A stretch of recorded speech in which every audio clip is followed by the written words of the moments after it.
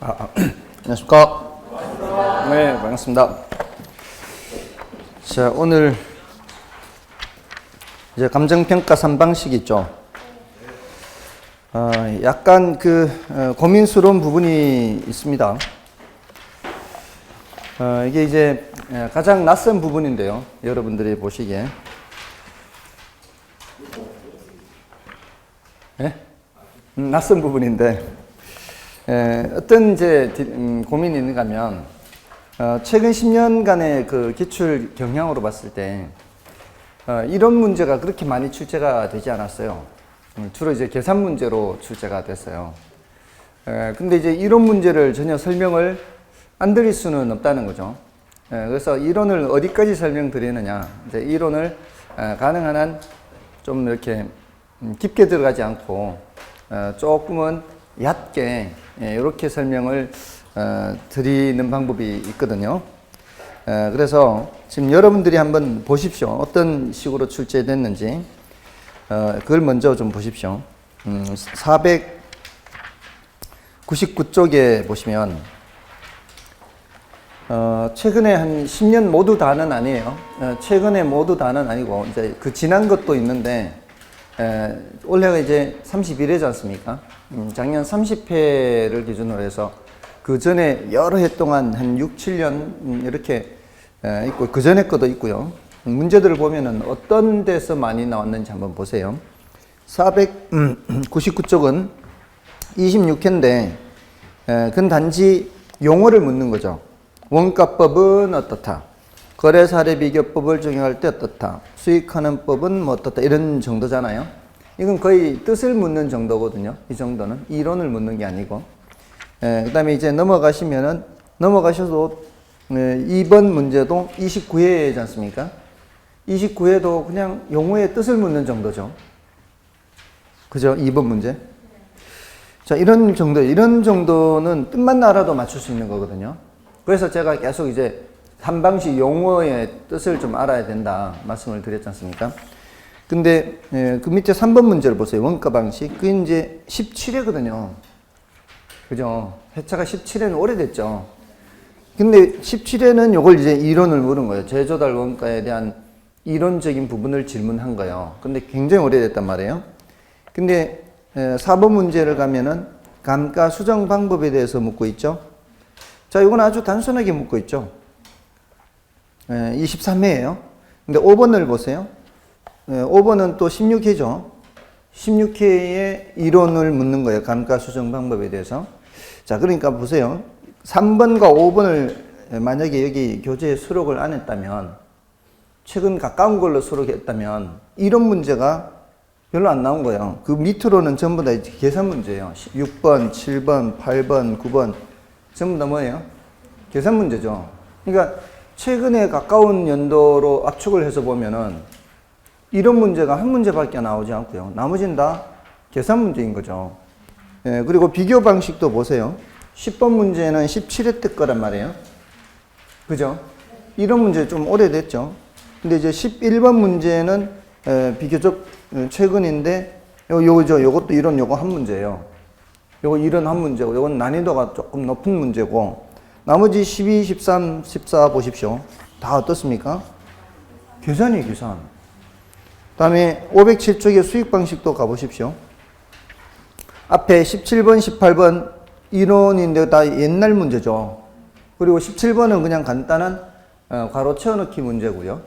다음에 19번부터 보십시오. 19, 20, 21 다 계산 문제죠. 지금 여기에요. 최근 10년간의 이론 문제가 없다는 뜻이에요. 그러니까 이론 문제가 거의 잘 안 나온다는 뜻이죠. 계산 문제로 주로 출제가 됐다는 얘기예요. 그러면 이제 이론 문제는 자 이제 그 509쪽에 보세요. 감정평가에 관한 규칙의 내용이 있죠. 이건 그냥 용어 묻는 거거든요. 감정평가에 관한 규칙상 뭐 적산법이 어떻다, 뭐 인근 지역이 어떻다, 유사 지역이 어떻다 이 용어예요, 그냥. 그죠? 그리고 넘어가시면 이제 물건별 평가 같은 거라든가 이런 내용들이거든요. 자, 그러니까 보세요. 지금 3방식이 사실은 공부하기가 굉장히 벅찬 단원이에요. 지금 이제 미리 이제 3방식 하기 전에 미리 말씀을 드리는 거예요. 굉장히 벅찬 단원인데, 사실 지금까지 출제됐던 경향으로 봤을 때는 이론으로 그렇게 뭐 머리 아프게 많이 출제된 것은 아니죠. 그죠? 그러니까 공부할 때는 힘들어요. 공부할 때는 이 뭐 이론을 전혀 설명을 안 할 수는 없으니까 지금 오히려 점점 가면 갈수록 이론이 출제될 가능성이 더 높아지는 상황이거든, 사실은. 계속해서 이렇게 계산으로만 나오지는 않을 거 아닙니까? 근데 이제 이론이 어느 정도 깊이까지 나올 거냐 하는 거예요. 근데 이제 이론이 아주 깊게는 나오지 않을 거다라는 생각은 들어요. 그래서 그렇게 깊지 않은 정도로 이제 설명을 드릴 거예요. 그럼에도 불구하고 여러분들은 그게 어렵다고 느낄 수 있습니다. 이게 워낙 용어가 낯선 부분이어서. 그래서 여러분들은 받아들이실 때 지난번에도 말씀드렸지만 우리가 공부할 때 가장 큰 무기는 뭐예요? 패스죠, 패스. 가장 강력한 무기는 패스예요. 어렵다 싶으면 패스. 이렇게 하시고 나중에 또 계산 문제도 따로 이제 하루 이제 날 잡아서 특강같이 이렇게 해서 할 것이긴 한데 계산 문제는 이제 그때 좀 받아들이시면 되고요. 계산 문제는 수업 시간에도 조금 다루기는 하지만 계속 이렇게 조금씩 다루잖아요. 근데 어려운 계산 문제는 아니더라도 쉬운 것도 있거든요. 오늘도 조금은 다룰 거예요. 당연히 이제 계산 문제를 하면서 해야 돼요. 이 3방식은. 계산 문제를 안 할 수가 없으니까. 오히려 계산 문제를 함께 하는 게 이론을 공부하는, 정리하는 데 더 도움이 돼요. 그래서 쉬운 거는 할 수 있도록 한다. 이렇게 이제 정리를 하시면 돼요. 자, 아무튼 이제 3방식 하는데, 지난주 용어는 다 외웠죠? 용어는 다 외웠죠? 원가 방식, 비교 방식, 수익 방식, 이렇게. 자, 이게 끝나면은 이제 물건별 평가라는 게 있어요.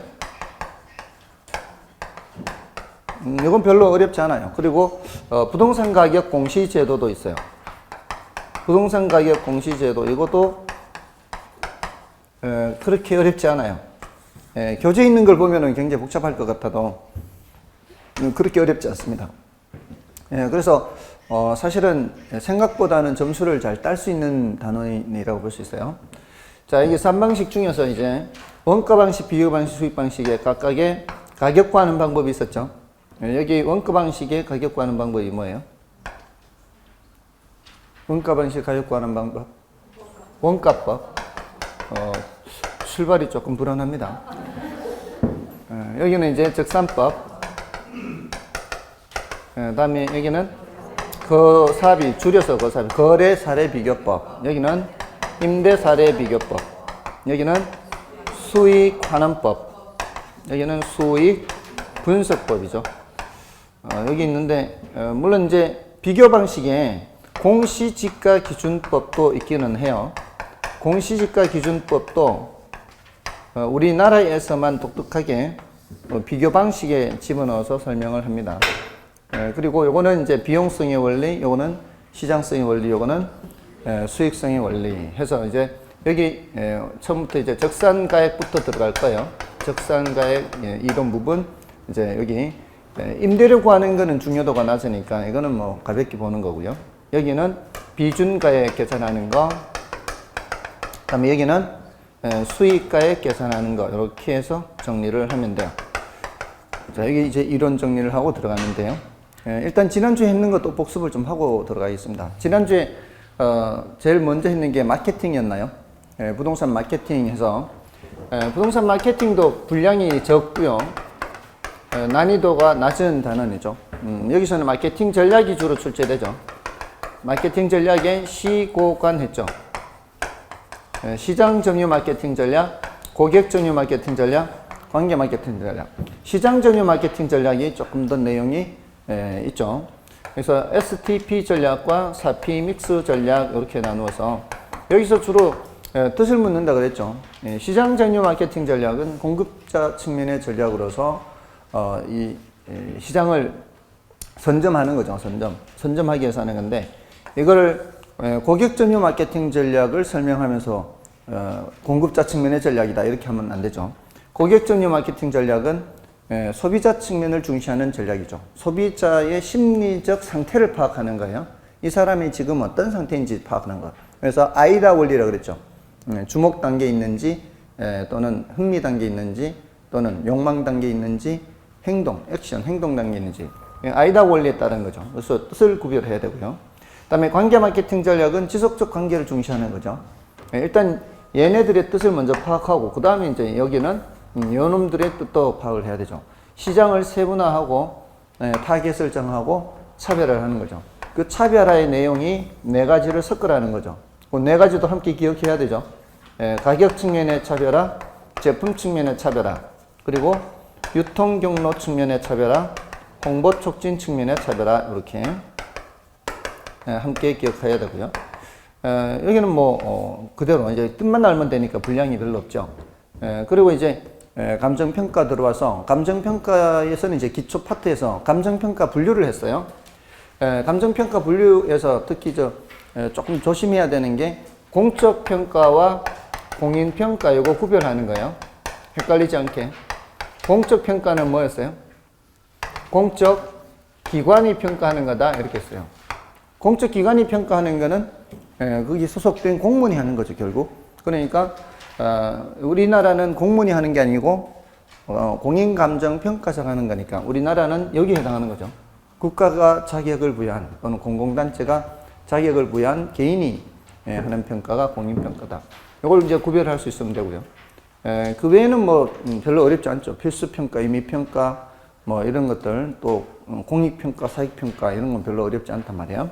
근데 이제 현조 기소 이걸 이제 더 중요하다 그랬죠.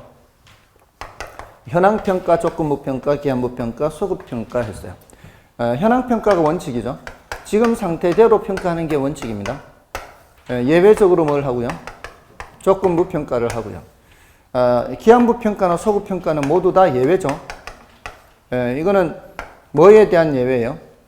기준 시점에 대한 예외죠. 원칙적으로 평가는 언제, 기준 시점이 언제예요?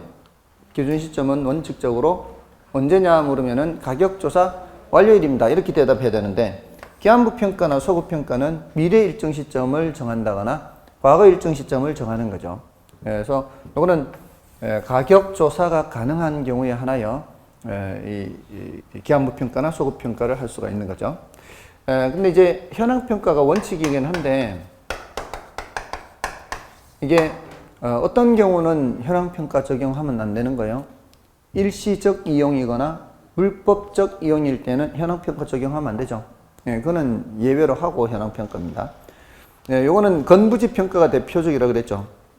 요거는 나지 상정 평가가 대표적이다 이렇게 했습니다. 요거 다음에 또 구별을 해야 되는 게 1구부죠. 1구부. 원칙은 뭐예요? 원칙은 개별평가 원칙이죠. 개별평가 원칙인데 예외적으로 일괄해서 할 수도 있고 구분해서 할 수도 있고 구분만 할 수도 있다고 했어요. 구분만. 일괄평가는 둘 이상의 물건이 일체로 거래되거나 용도상 불가분 관계, 여기 키워드라고 그랬어요. 일체로 거래 또는 용도상 불가분 관계. 그다음에 구분평가는 가치를 달리하는 경우, 가치를 달리하는 부분은 이제 구별하는 거죠. 근데 부분평가는 부분만 평가하는 거다. 이렇게. 자, 이렇게 구별을 하시고요. 그 다음에 이제 가치와 가격 들어갔어요. 가치와 가격을 구별했죠. 가치는 추상적, 주관적 성격을 갖는다면은, 이거는 구체적, 객관적 성격을 갖죠. 가치는 장래 기대되는 편익의 현재값, 이렇게 하는데, 가격은 실제로 지불된 과거값, 이렇게 하고요. 가치는 일정 시점에 여러 가지가 될 수도 있지만 가격은 일정 시점에 오직 하나만 될 수 있다. 그리고 가치는 가격 플러스 마이너스 오차가 될 수 있다. 이거는 단기적으로는 오차가 나타날 수 있지만 장기적으로는 가치와 가격이 일치한다. 뭐 이렇게 이제 구별하는 게 있었어요. 그리고 이제 가치 형성 요인, 가치 발생 요인 하는 게 있었죠. 가치 형성 요인이 누구한테 영향 미치는 거예요? 가치 발생 요인한테 영향 미친다 그랬죠. 형이 동생한테 영향 미친다. 형 이름은 일지계, 동생 이름은 효상류. 이제 이전성을 더 드는 사람도 있기는 하죠. 일반 요인, 지역 요인, 개별 요인 중에 중요한 건 이제 지역 요인, 개별 요인이죠. 지역 요인, 개별 요인이 변하면은 효용성이나 상대적 희소성, 유효 수요 얘네들도 변하게 되죠.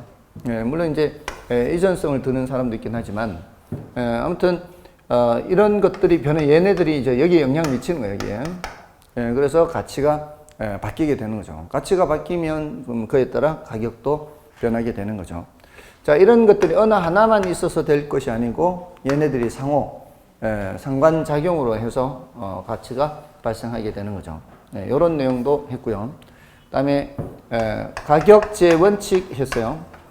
가격제 원칙. 가격의 모든 원칙.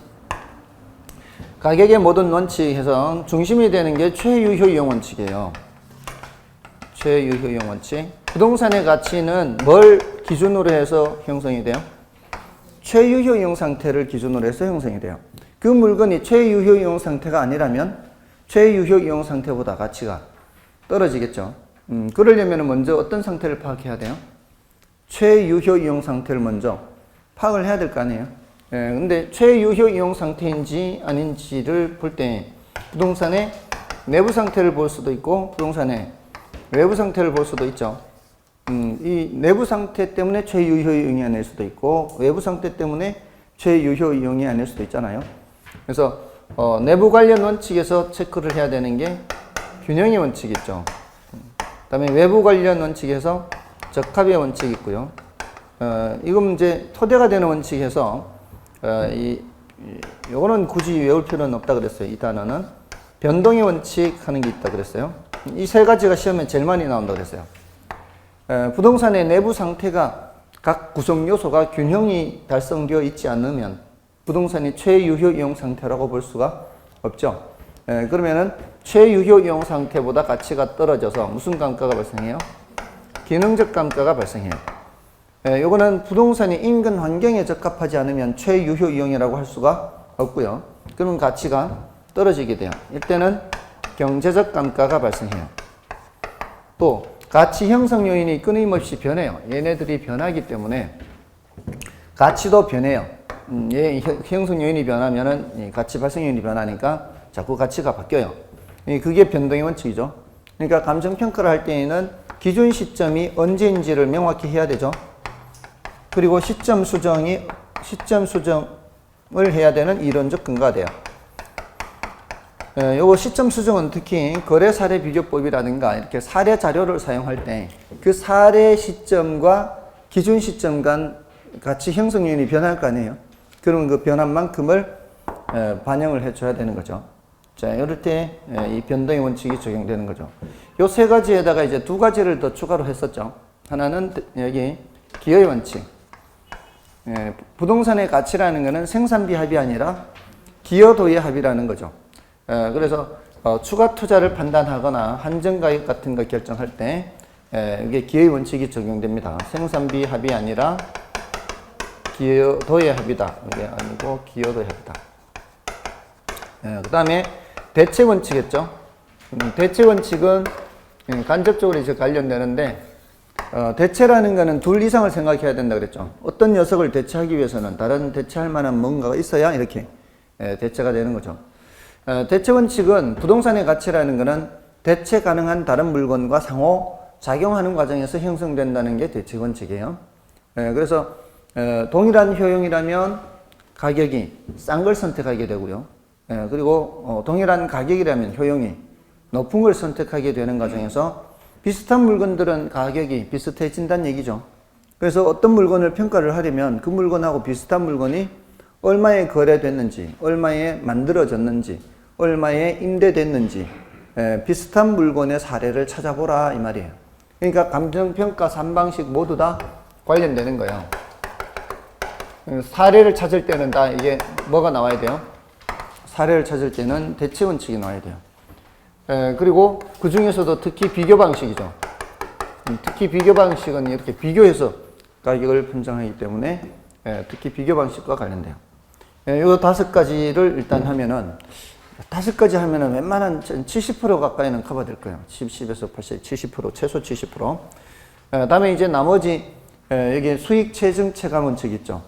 수익이 어느 정도까지는 점점 증가하다가 그 한계를 벗어나면은 점점 감소하게 됩니다. 그래서 추가 투자를 판단할 때 수익 최종 체감 원칙이 적용이 되고요. 다음에 수익 배분의 원칙, 이게 제일 어렵다 그랬어요. 수익 배분. 네, 수익 배분은 수익을 배분한다라고 할 때 일단 누구한테 배분하는지를 먼저 알아야 된다 그랬죠. 누구한테 배분한다 그랬어요? 생산 요소한테 배분한다. 생산 요소. 노동, 자본, 토지, 경영 각 생산 요소한테 배분한다. 이걸 먼저 수익 배분할 때 누구한테 배분한다? 생산 요소한테 배분한다. 이걸 먼저 생각해야 돼요. 그래서 어려워요. 그다음에 그 생산 요소한테 배분하더라도 마지막으로 누구한테 배분하느냐 이거예요. 그 다음이 마지막으로 누구한테 배분해요? 토지한테 배분해요. 그래서 수익환원법의 토지자녀법의 이론적 근거라 그래요. 토지자녀, 토지한테 남는다 이런 뜻이에요. 수익이 마지막으로 토지한테 남는다. 그래서 조금 어려워요. 이거는. 다음에 이제 경쟁의 원칙이 있죠.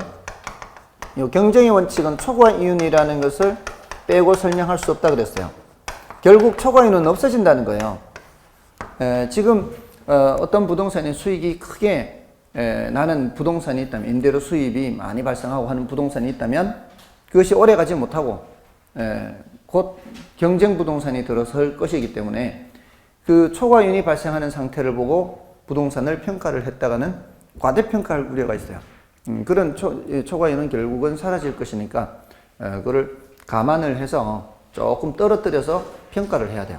그래서 여러분들이 그런 부동산을 매입할 때도 그렇고요. 감정평가사들이 평가를 할 때도 그렇고 그런 것들은 너무 과대평가를 하면 안 된다. 이런 걸 이제 알려주는 게 바로 경쟁의 원칙이에요.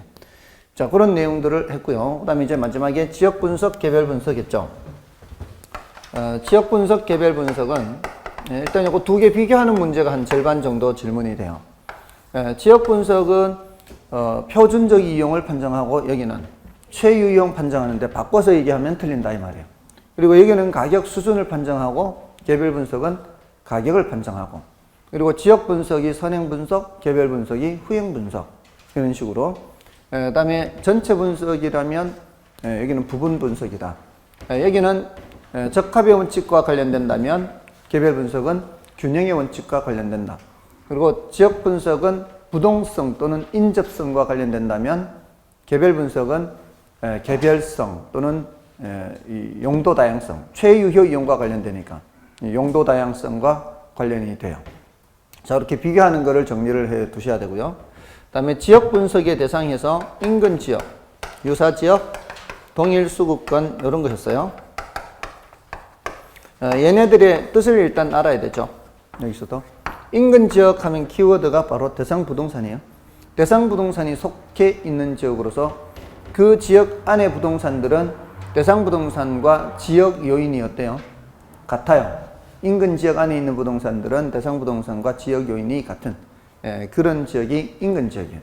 유사 지역은 대상 부동산에 속해 있지 않은 지역 이렇게 가야 되겠죠. 속해 있지 않은 지역으로서 인근 지역의 지역 특성과 유사한 지역이 유사 지역이다. 그리고 유사 지역은 거리적 원근을 따지지는 않는다. 다만 너무 멀면 안 되니까 어느 범위 안에는 있어야 돼요? 동일 수급권 범위 안에 있어야 된다. 그리고 유사 지역은 용도 면에서도 유사해야 되지만 가격 면에서도 유사해야 대체 가능하다 그랬어요. 대체 가능해야 돼, 대체. 이거 아니면 저거. 이 지역 아니면 다른 지역. 이 부동산 아니면 다른 부동산. 그렇게 돼야 되겠죠. 그러니까 항상 대체라는 말은 늘 나와야 돼요. 이 동일수급권도 뭐예요? 동일수급권이라는 그 범위라는 게 대상 부동산과 대체 관계에 있는 부동산이 존재하는 권역이거든요. 그 범위 안에는 부동산과 대상 부동산과 대체할 수 있는 부동산을 찾을 수 있다 이런 뜻이거든요. 그 범위를 넘어서면은 뭐예요? 동일수급권 범위를 넘어서면은 대상 부동산과 대체 가능한 부동산을 찾을 수가 없다 이런 의미거든요. 근데 그 권역으로 이제 나타내는 것은 이제 동일수급권이고요. 이 용도적 기능적으로 동질적인 하나의 작은 범위를 얘기할 때는 인근지역, 유사지역 이렇게 하죠. 그러니까 동일수급권 안에는 유사지역도 들어가 있고 인근지역도 들어가 있죠. 그러니까 동일수급권은 조금 더 넓은 범위이기 때문에 다른 용도적 지역도 이 범위 안에는 있을 수 있겠죠. 시장권이니까 동일시장권 해서 내가 단독주택 지역을 살펴보고 있다면 유사지역도 단독주택 지역이지만 동일수급권 안에는 단독주택지역만 있는 게 아니라 상업지역도 있을 수 있고 공업지역도 있을 수 있는 좀 넓은 범위가 동일수급권이다. 이렇게 생각하시면 돼요. 자, 이렇게 해서 인근 지역의 대상에 대해서 이렇게 정리를 하시면 돼요. 자, 이제 원가 방식부터 이제 들어갑니다. 원가 방식. 자, 이 적산가액부터요. 자, 이 적산가액은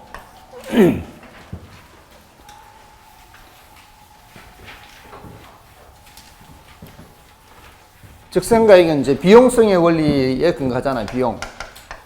비용성의 원리에 근거한다는 게 뭐예요? 물건을 만들 때 들어가는 원가가 얼마나 들어가느냐 이거죠. 그래서 여기는 일단 새로 만들 때 들어간 돈, 재조달 원가라 그래요. 이런 용어들을 익혀야 되겠죠. 재조달 원가. 새로 만들 때 들어가는 돈을 먼저 계산을 해요. 거기에다가 이제 지금 우리가 이 건물을 평가한다면은 이 건물은 새 건물이 아니고 낡은 건물이니까 빼는 작업을 해야 되겠죠. 그 빼는 작업을 감가수정이라 그래요. 감가수정. 그 금액을 감가수정액이라 그래요. 또는 감가누계액 이렇게 표현하기도 해요. 감가수정액, 감가누계액. 그래서 이 두 군데에 이제 이론 정리를 해야 돼요. 근데 그게 애석하게도 최근 10년간 여기에 이론으로 질문한 적은 없다는 거죠. 이론으로 질문한 거는 딱 여기 아까 보셨듯이 감가수정에 대해서 질문한 게 이론으로는 다예요. 나머지는 다 이거 계산해요. 요거 계산하는 문제, 요거 계산하는 문제, 요거 계산하는 문제. 다 나올 수 있겠죠. 재조달 원가 계산하여라 이렇게 문제 나올 수도 있고 감가수정액을 구하여라 이렇게도 계산 문제 나올 수 있고 재조달 적산가액을 계산해라 이렇게도 나올 수 있겠죠.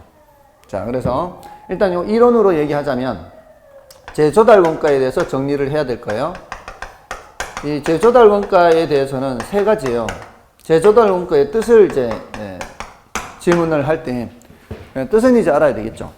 재조달 원가는 대상 물건을 이제 평가하는 그 물건을 기준 시점 현재요.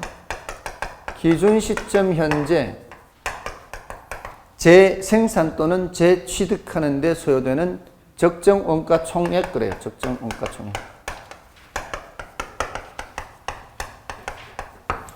자, 요거를 이제 틀리게 이제 질문을 하는 거예요. 기준 시점을 현재 시점 이러면 틀리는 거죠. 이러면 틀리는 거예요. 이런 식으로 묻는 거예요. 질문을 할 때.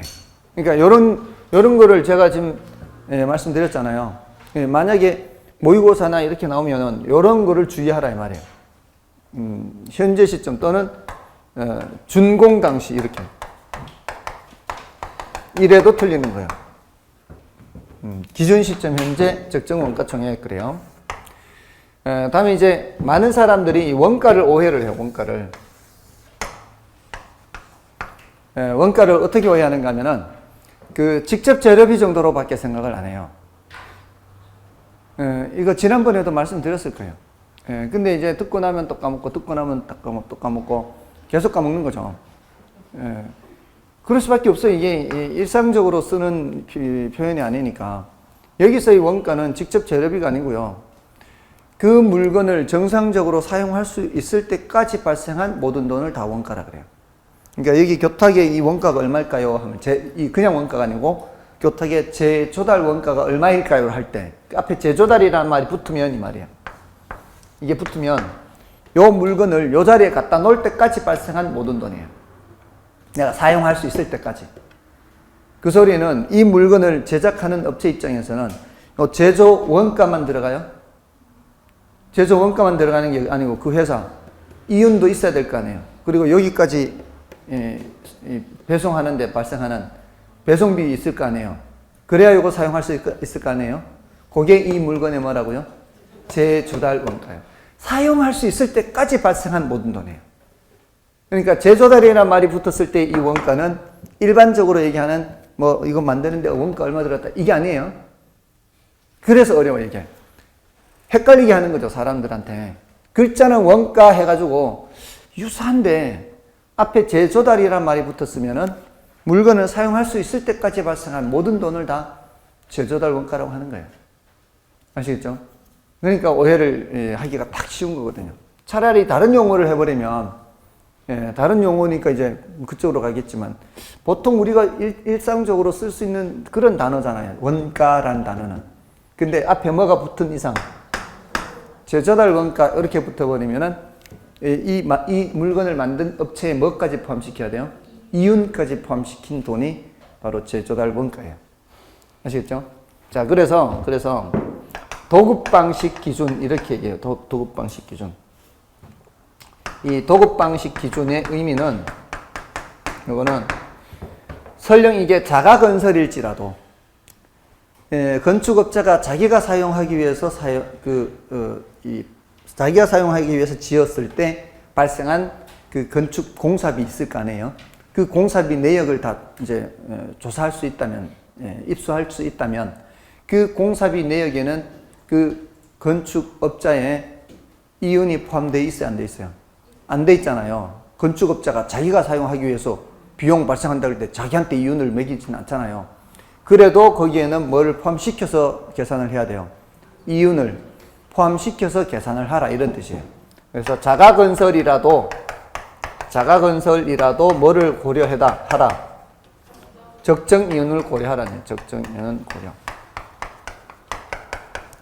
그래서 제조달 원가를 계산할 때 표준적 건설비 더하기, 이 표준적 건설비가 끝나는 거 아니에요.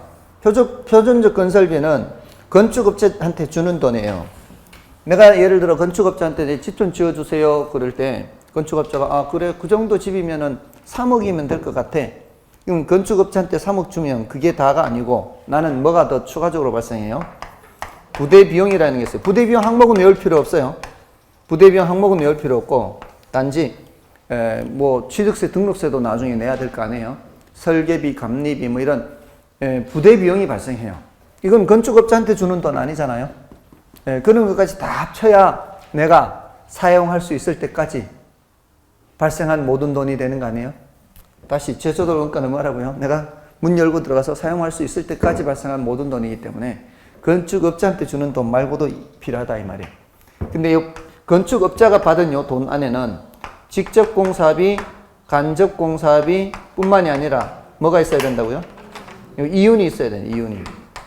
이윤이 포함되어 있어야 된다 이 소리. 도급 방식 기준의 의미예요. 이윤이 있어야 된다. 자, 그다음에 세 번째가 종류예요. 종류는 이제 복제 원가와 대체 원가. 이게 이제 가장 난이도가 높아요. 여기서는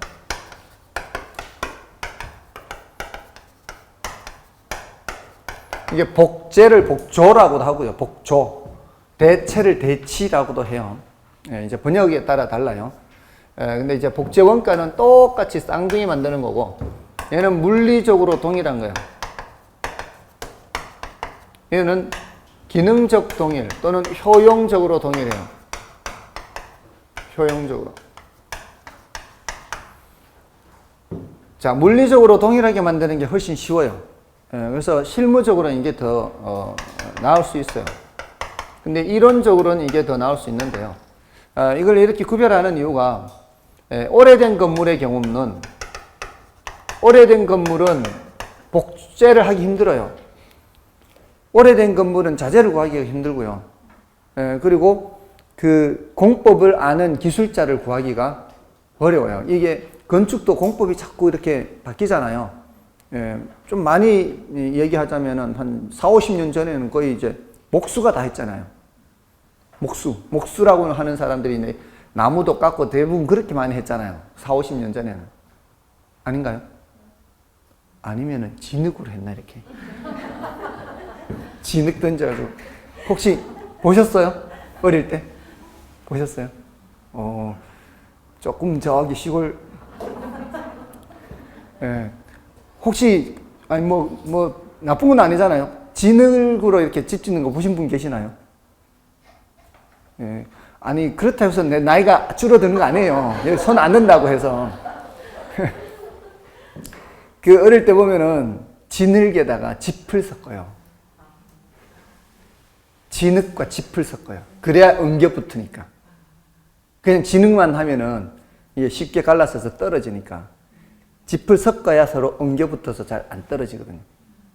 그래서 석가래 같은 걸 이렇게 걸면 석가래 이제 판자 먼저 하잖아요. 이렇게 판자를 먼저 깔고 석가래를 올린다고 이렇게.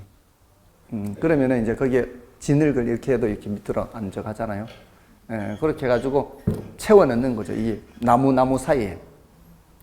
그렇게 해서 이제 나중에는 이제 거기 기와를 올릴 땐 기와를 올리겠지만 지프로 할 수도 있고요. 아니면 이제 벽 같은 것도 이제 나무 같은 걸로 이렇게 먼저 이렇게 한 후에 그 사이사이에 집어넣거나 아니면은 아예 진흙으로 벽돌을 만들어요.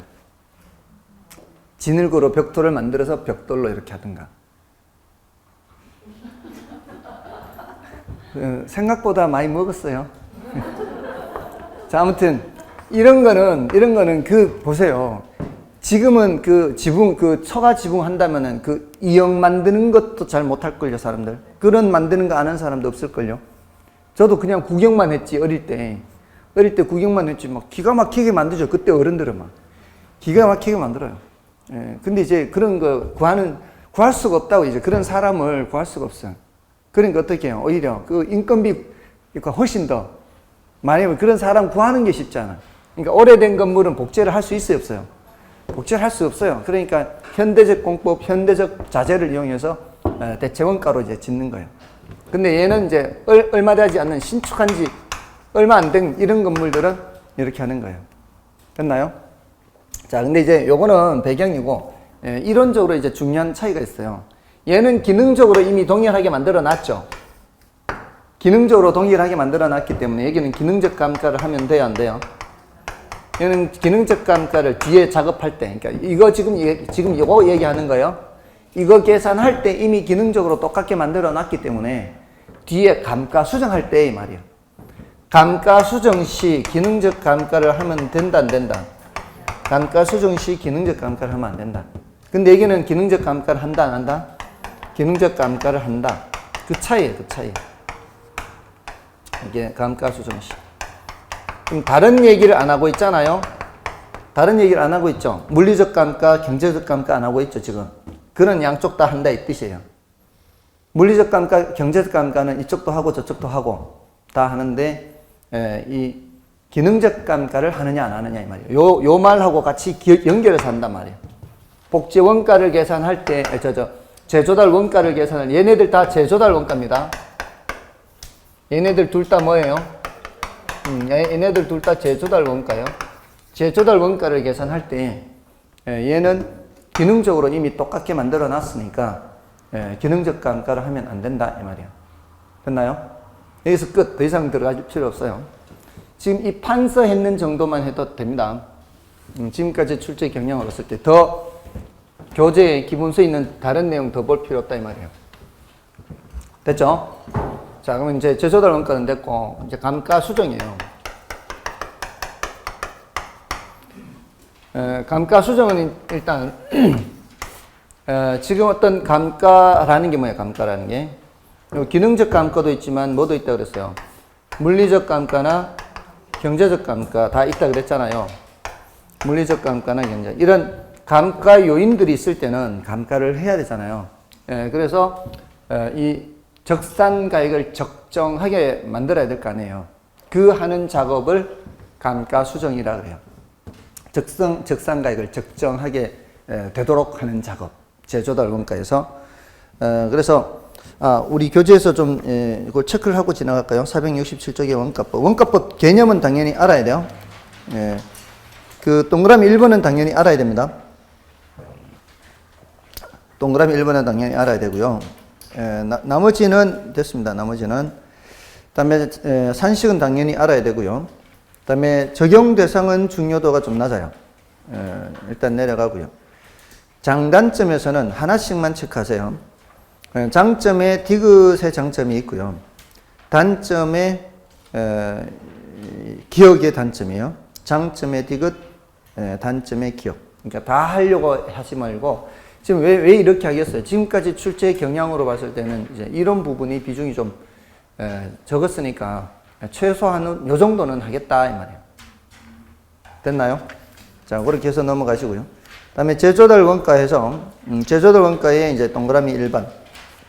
의의 동그라미 1번. 예. 대상 물건을 기준 시점 현재 재생산 또는 재취득하는 경우의 적정 원가 총량. 그 기준 시점 자리에다가 준공 당시 해도 틀리고 또 현재 시점 해도 틀린다 이 말이에요. 됐죠? 자, 그 다음에 조금 더 공부한다면 2번을 보는 거예요. 나는 좀 더 하겠다. 예. 근데 이제 어려운 내용은 아니에요. 이 재조달 원가는 적산가액의 상한선을 의미하는 거예요. 적산가액이 재조달 원가 더 높을 수 있나요? 재조달 원가보다? 재조달 원가보다 얘가 더 높을 수는 없죠. 뒤에 지금 빼는 작업밖에 없잖아요. 빼는 작업밖에 없으니까 빼는 게 0이라면 같은 값이겠죠. 그러니까 적산가액의 상한선이 뭐다? 예, 재조달 원가다 이렇게 되는 거예요. 근데 예, 밑에 이제 종류로 넘어가서 복지원가, 대체원가, 비교. 자, 요거는 요 정도면 충분하다 이 말이에요. 복지원가, 대체원가 비교하는 요 정도면 충분하다. 그 다음에 괄호 3번의 산정 기준도 이걸로 충분해요. 이걸로 충분해요. 그 다음에 오른쪽에 표준적 도급 건설 비용에 뭐가 포함되어 있다는 것만 알면 돼요. 이윤이 포함되어 있다는 것만 알면 되고 통상적인 부대 비용은 항목을 외울 필요 없다 이 말이에요. 그렇죠? 그 다음에 재조달 원가를 구하는 방법. 자, 이거는 그 3번이 우리가 제일 많이 쓰는 방법이요. 3번 단위비교법. 단위비교법이라는 게 왜 우리 야 건축비 얼마 들었냐, 평당 얼마 들었어 이렇게 얘기하잖아요. 예, 그게 이제 우리가 흔히 쓰는 거예요. 그럼 됐어요. 넘어가시고요. 자, 470쪽에 이제 계산 문제를 볼까요? 네, 다음 자료를 활용하여 여기 뭘 묻는 거예요? 재조달 원가를 계산하는 문제죠. 재조달 원가를 계산하는 문제예요. 근데 어떻게 묻고 있어요? 묻는 거를 항상 체크해야 돼요. 묻는 거. 계산 문제든 이론 문제든 뭘 묻는지를 항상 체크해야 돼요. 뭘 묻고 있어요? 제곱미터당 재조달 원가 이렇게 묻고 있죠. 제곱미터당 재조달 원가 이렇게 묻고 있다는 얘기는 혹시나 제시된 자료가 총액으로 제시되어 있으면 연면적으로 나눠야 된다는 뜻이거든요. 그렇지 않나요? 제곱미터당 재조달 원가니까 총액으로 제시되면은 연면적으로 나눠야 되기 때문에 그 밑에 자료를 읽을 때부터 벌써 들어가는 거예요. 이런 문제를 이제 그렇게 연습을 할 때 그렇게 연습을 해야 돼요. 자, 읽으면 A 건물은 10년 전에 준공된 4층 건물이다. 자, 10년 전에 해놔요. 10년 전. 4층은 여기는 별 의미 없어요. 그리고 대지는 의미 없어요. 대지 면적은 의미 없어요. 건물 재조달 원가이기 때문에. 근데 연면적이 1250으로 들어가 있죠. 요거는 표시를 해야 되죠. 왜냐하면 나중에 총액으로 나오면은 1250으로 나누기를 해야 돼요. 그 다음에 A 건물의 준공 당시죠. 이거 준공 당시. 그러니까 뭐예요? 10년 전이에요. 10년 전. 자, 우리 준공 당시로 하면 된다 그랬어요? 안 된다 그랬어요? 안 된다 그랬잖아요. 그러니까 그렇게 계산하면 안 돼요. 어떻게 해야 돼요? 기준 시점으로 바꿔야 된다 이 뜻이에요. 근데 단위가 1000원인데 1000원이라는 얘기는 뒤에 동그라미가 3개 더 있다는 얘기예요. 그죠? 1000원은 동그라미 3개 더 있다 이 단위가. 직접 공사비가 2억 7천만 원이고 간접 공사비가 3천만 원이고 공사비 합계가 3억이에요. 근데 여기 개발업체 이윤도 포함시켜야 되죠. 그럼 3억 6천이죠. 자, 여기는 부대 비용에 대한 언급이 없죠. 그럴 때는 그냥 넘어가면 돼요. 부대 비용에 대한 언급이 없으니까. 자, 3억 6천이 언제적 3억 6천이에요?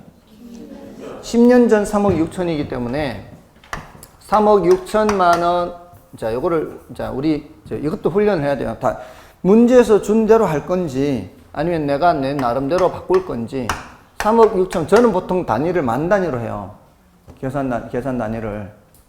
그러면 6천만이니까 앞에 쓰면은 3억 6천 이렇게 될 거 아니에요.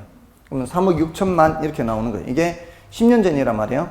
근데 10년 전 건축비 지수가 100이고 기준 시점 현재 135면 그동안에 가격이 어떻게 됐다는 얘기예요. 100분의 135 이렇게 하는 거예요. 지수를 줄 때는. 그럼 35% 올랐다는 얘기죠. 자, 이러면은 이제 기준 시점 현재 재조달 원가가 나온 거예요. 근데 요걸 묻는 게 아니라 문제에서는 제곱미터당으로 묻기 때문에 요거를 1250으로 나누기 해야 되죠. 맞나요? 1250으로 나누기 해야 돼요. 1250으로 곱하기 뭐 하든 나누기 하든 뭐 계산기가 있으면은 요거 하면 되죠. 계산기 있으면 하면 되는데 우리 시험에 나중에 계산 특강할 때 들으시면 아시겠지만 125라는 숫자가 굉장히 자주 나와요. 왜 그런지 아세요? 딱딱딱 떨어지는 숫자로 출제를 하려면 분모가 2 아니면 5가 돼야 돼요. 3, 7 이런 숫자가 분모에 3, 7 이런 숫자가 나오면은 딱 떨어지지 않아요. 그러기 위해서는 분모에 2 또는 5가 나와야 되는데 2와 5가 하나씩 짝을 지으면 동그라미 하나가 나와요. 2의 제곱이 몇이에요? 4. 5의 제곱이 몇이에요? 25. 이러면은 2가 2개, 5가 2개면 동그라미 2개 된다고요. 2가 3개, 5가 3개면 동그라미가 3개 나와요. 이게 125거든. 아시겠어요? 그럼 이 소리는 곱하기 분모 분자에다가 8을 하면 이게 분모가 1000으로 딱딱 떨어지는 거예요. 아시겠어요? 그러면은 계산기 두드릴 때 36 곱하기 135 곱하기 8만 두드리면 돼요. 분모가 다 100, 10, 100, 1000으로 되어 있기 때문에 이 동그라미는 안 두드려도 된다고. 왜냐하면 자릿수의 차이만 있을 뿐이지 숫자의 배열 순서는 어때요? 배열 순서는 같을 거 아니에요. 36 곱하기 135 곱하기 8 이렇게 계산기 두드리면 된다 이 말이에요. 아니면 270이잖아요. 곱하기 2 하면 얘가. 그럼 이거 곱하기 4 이렇게 36 곱하기 27 곱하기 4 이렇게 해도 돼요. 끝자리가 5일 때는 빨리 이거 끝자리 5가 없는 걸로 바꾸면 돼. 짝수를 곱해버리면 짝수가 있으니까. 계산기 한번 두드려 보세요. 36 곱하기 27 곱하기 4 이렇게 하면은 3888 나오나요? 3888 나오죠? 나와요, 안 나와요? 나오잖아요. 그러면 그 3888 순서로 되어 있는 거는 1번밖에 없잖아요. 그죠? 그리고 이런 경우에 저 같은 경우에는 그냥 47이 28, 68이 48 끝자리 8만 해도 돼. 끝자리 8만 하면은 아, 두 개네. 안 되네. 1번도 있고 3번도 있네. 뭔지 아시겠어요? 우리 시험은 한 번도 이렇게 출제된 적이 없어요. 1번 3888, 2번 38,880, 3번 388,008 이렇게 출제된 적이 없다고요. 그러니까 배열 순서만 맞으면 되니까 동그라미 안 두드려도 된다고. 안 두드려도 된다고. 배열 순서만 맞으면 되니까. 요렇게만 두드려도 되고 아니면 이거 계산기 때문에 암산이 되는 사람은 270이니까 4, 27 곱하기 4 이렇게 두드려도 되고. 아셨어요? 그렇게 해도 돼요. 자, 아무튼 자, 이건 나중에 더 하면 되고요. 일단 오늘은 요 정도로 하고. 자, 이제 감가수정에서는 이제 정리를 해야 되는 게 세 가지거든요. 감가 요인 요 한 가지. 그다음에 두 번째 감가수정과 감가상각 비교하는 게 있어요. 감가수정과 감가상각 비교. 그 다음에 이제 감가수정 방법이에요.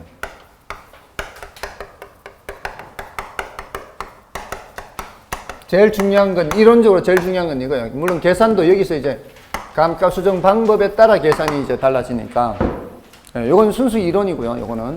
요거는 이제 계산까지 여기에 나오는 거예요. 그래서 요것이 제일 많은데 요거 좀 쉬고 하겠습니다.